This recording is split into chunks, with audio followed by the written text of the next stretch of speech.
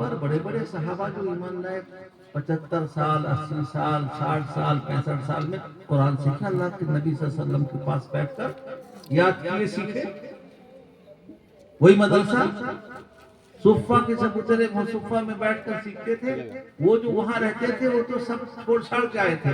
باقی صحابہ کاروباری لوگ بھی آتے تھے اور مجلس میں شریک ہو کر قرآن پاک سیکھتے تھے. اور فضیلت بھی انہیں کو دی جاتی تھی جس کے سینے میں قرآن زیادہ محفوظ ہوا کرتا تھا.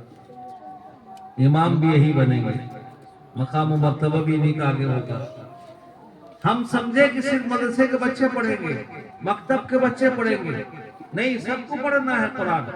اللہ کے نبی محمد مصطفیٰ صلی اللہ علیہ وسلم نے فرمایا کہ اتنا علم حاصل کرنا جس سے پاکی ناپاکی, جائز ناجائز, حرام حلال اور یہ ساری چیزیں اس کو معلوم ہو جائیں, جس کی روشنی میں وہ زندگی اسلامی صحیح گزار سکے, سب کے لیے ضروری ہے. مردوں کے لیے, عورتوں کے لیے, بوڑھوں کے لیے, جوانوں کے لیے, بچوں کے لیے, سب کے لیے. یہ اللہ کے پاس نہیں چلے گا کہ اللہ ہم جانتے نہیں تھے. اللہ کے تم نہیں جانتے تھے.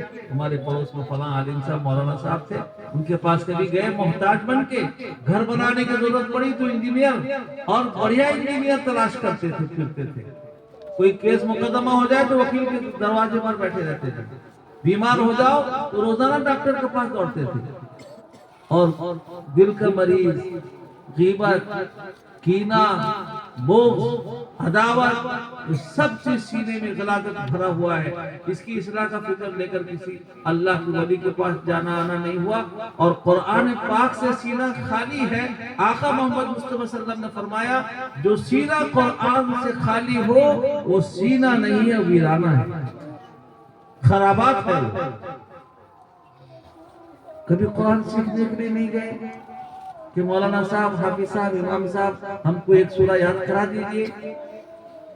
جن کے پاس اہمیت ہے, ہمارے حضرت خالد صاحب ہم فرماتے تھے کہ ایک صاحب سعودیہ میں رہتے تھے, انجینئر صاحب, حضرت کو لے گئے کافی رسول خرچ کر کے, اور حضرت وہاں 1 مہینہ رہے. پھر لے کے وہ اپنا ان کو اللہ نے دولت دیا تھا اور وہ مال میرے پیچھے لگائے, لے کر گئے, کچھ لوگوں کو دینی فائدہ ہوا. لیکن میں کیا کیا, ان کو انمول خزانہ دیا. کیا دیا؟ میں یاسین شریف کو یاد کرا دیا. اللہ والوں کے پاس اہمیت دیکھیے, یاسین شریف یاد کرا دیا. ایک حرف قرآن کا پوری دنیا کے دولت کو ایک طرف رکھ دو, سونا چاندی. روایت میں آتا ہے حشر کے میدان میں سونا چاندی بکھرا پڑا ہوگا. جو لوگ دنیا میں اس کے لیے حسد کرتے تھے, لڑائی جھگڑا کرتے تھے, لوٹ مار کرتے تھے, ایک دوسرے کے پیچھے پڑے رہتے تھے, دیکھ کر حسرت کریں گے کہ اس کے لیے تو ہم زندگی تباہی بربادی میں گزار کے آئے. یہاں تو یہ تو چوکرے میں لوگ پھینک رہے ہیں, اس کی کوئی قدر قیمت نہیں. ڈالا جائے گا صرف دکھلانے کے لیے, جس کے لیے تم مر مٹ کے آئے ہو دیکھ لو, اس کی کوئی قدر نہیں. آقا فرماتے محمد مصطفیٰ صلی اللہ علیہ وسلم کہ اگر یہ دنیا کے مال و منال کا, دنیا کے ساز و سامان کا اللہ کے یہاں کوئی حقیقت اور قدر ہوتی تو اللہ تعالیٰ تو میرے بھائیوں کسی غیر کو ایک لقمہ تر بھی نہیں دیتے. اللہ کی نگاہ میں مچھر کے پر کے برابر بھی اس کی حیثیت نہیں. یہ تو مقدس ہے. محمد نے فرمایا کہ ہم نے ایک حرف الف, اللہ اکبر, پوری دنیا کا دولت ایک طرف رکھ دو, ایک حرف الف ایک طرف رکھ دو. قرآن اللہ کا کلام ہے, بابرکت ہے.